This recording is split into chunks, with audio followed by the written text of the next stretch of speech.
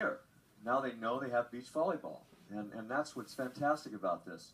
You know, before it was going down to the beach to just play some friendly volleyball. Now they have more competition amongst themselves from the indoor game straight to the beach. And he's created this whole situation for everybody, and I think it's a really good thing. Hey, you talked about it, the humble beginnings where you guys would go out there and play for a six-pack of beer and a trophy, and then on the other side, we've seen the picture, but to the highest levels. Talk about that, representing your country, wearing your. I know you walked through opening ceremonies the time that we were there.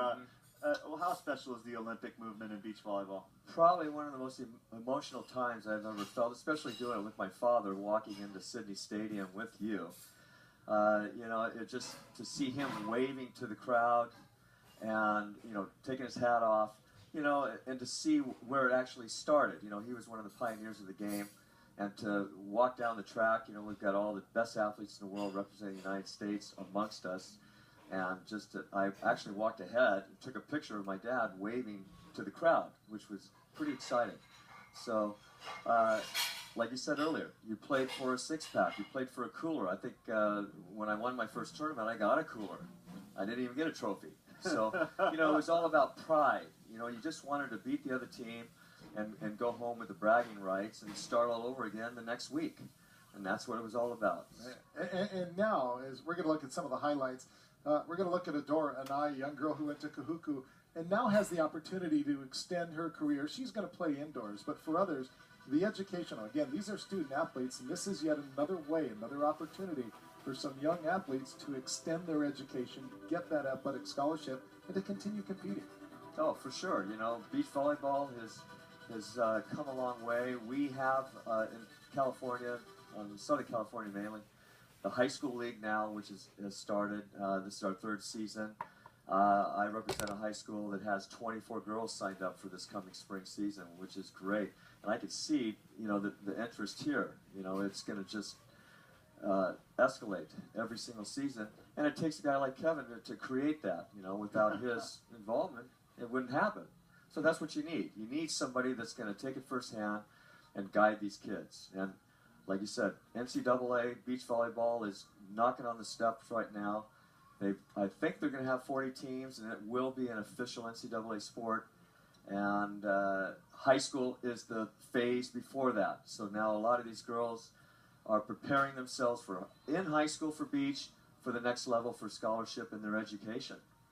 Good stuff. Dane Selznick, appreciate your time. Thanks for everything, and best of luck in the future. Thanks. And, all right, Kevin. And when we go to break, you can tell us the real deal on Kevin Wong. Stick around, everybody. I got a lot of stories. I'm sure you do. Much more to come here on OC16. Stick around, everybody. The girls' state championship match from the beach when we come back.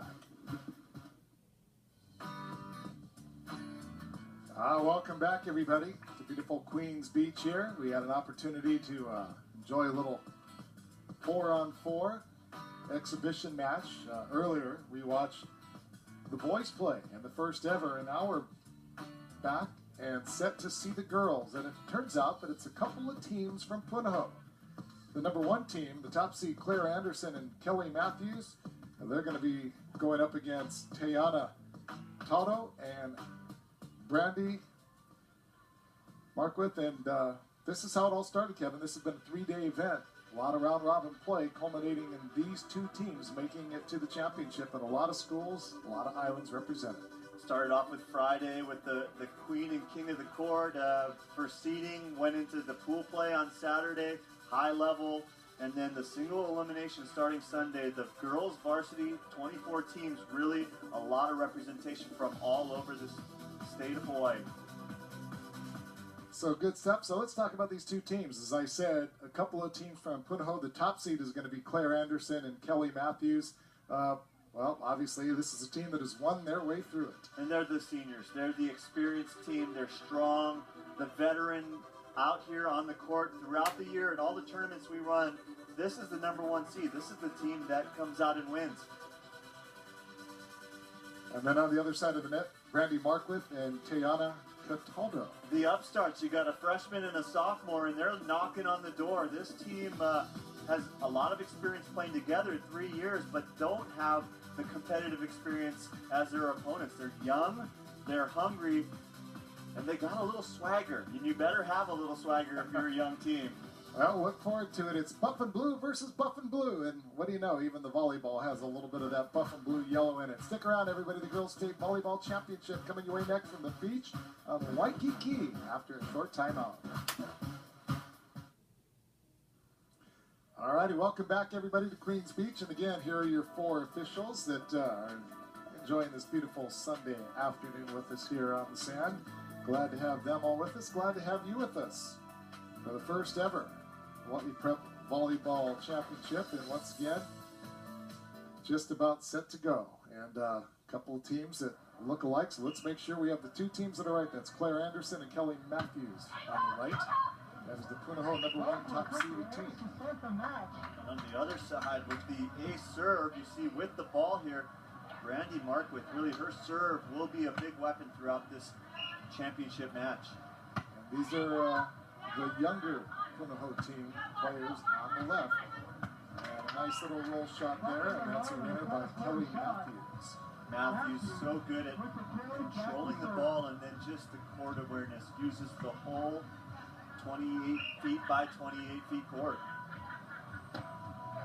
Matthews back to serve. Put up and then saw the look by the lefty swinger over there. Didn't get a chance. That ball popped off the net. By the way, you are allowed to hit the top of the net. There's a double hit that's going to be called against the Punahou #2 team, but you're allowed to hit the top of the net only on follow-through contact, right? The top of the net's the only part you're not allowed to contact. The rest of the net is fair game here on the beach. Okay, had it backwards. Thank you. Good save and a good up on the service, and there's that lefty swing of Tiana Cataldo. Just throwing her hand up there, Cataldo, with that tape on her right ankle, and she puts it in just inside the line. So many good things to talk about on that play. You talked about it, the stab, dig, throwing that left hand out, and then the roll set from the back line from her partner, Brandy Markwith, sets up the cut shot from Cataldo. So even at 2-2, Cataldo puts it over. Set it up. Anderson, and that ball is hit long and out.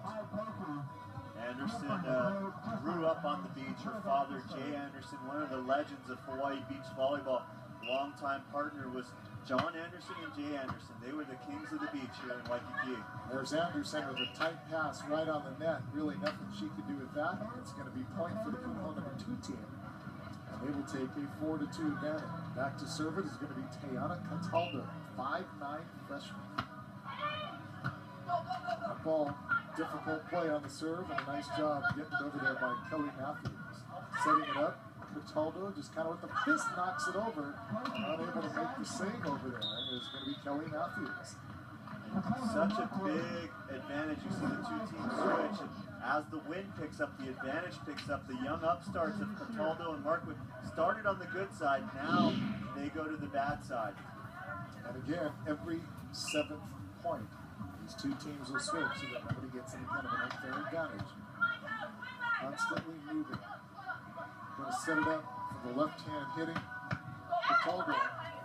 Nice dig over there by Matthews, and then Matthews rolls it over. This time, Markwith with the smart shot. Great effort over there by Claire Anderson to keep it alive.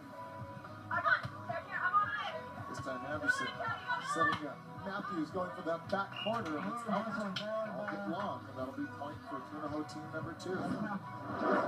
Rally of the match, maybe the rally of the day. Great hustle from both sides.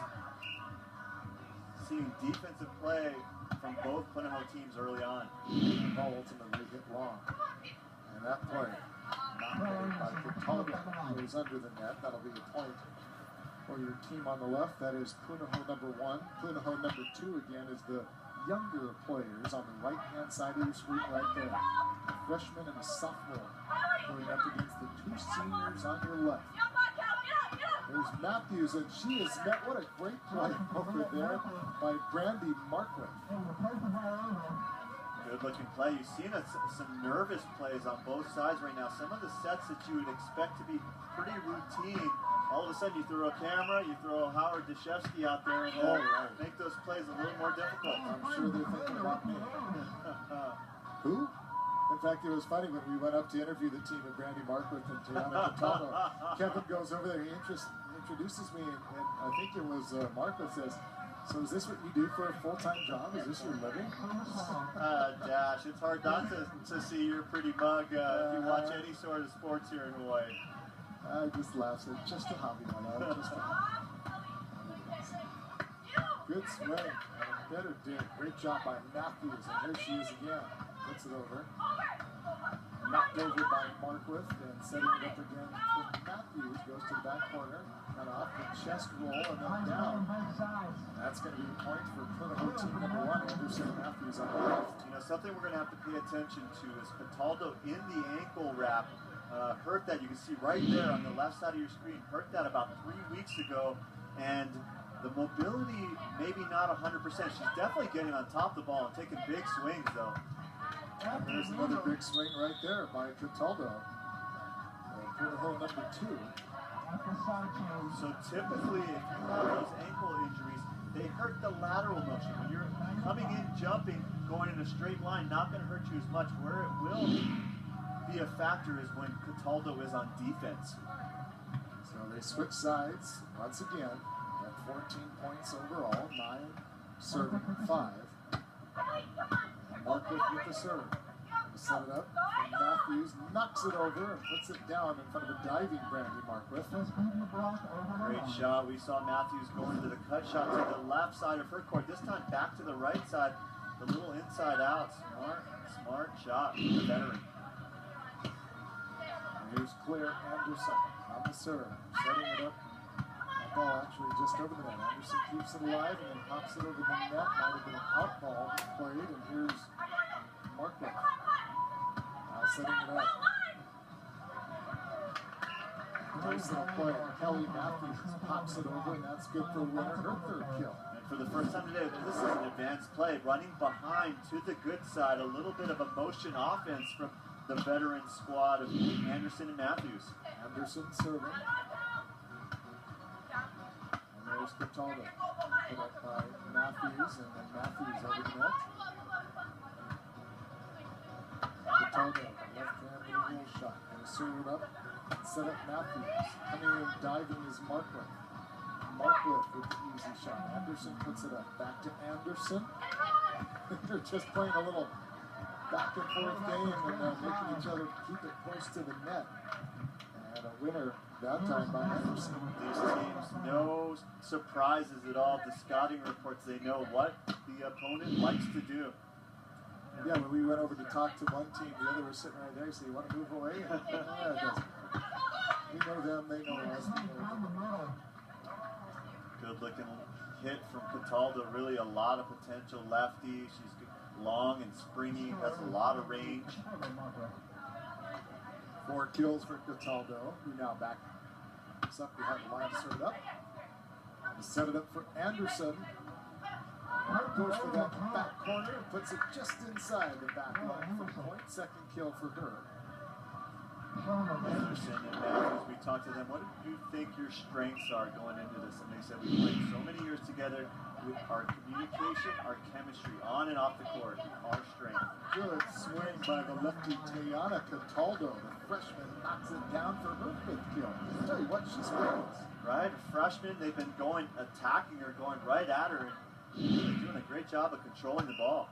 Yeah, we asked them, what are you going to do? They said, well, on the serve, we're going to go right at her. Doesn't seem to matter at all.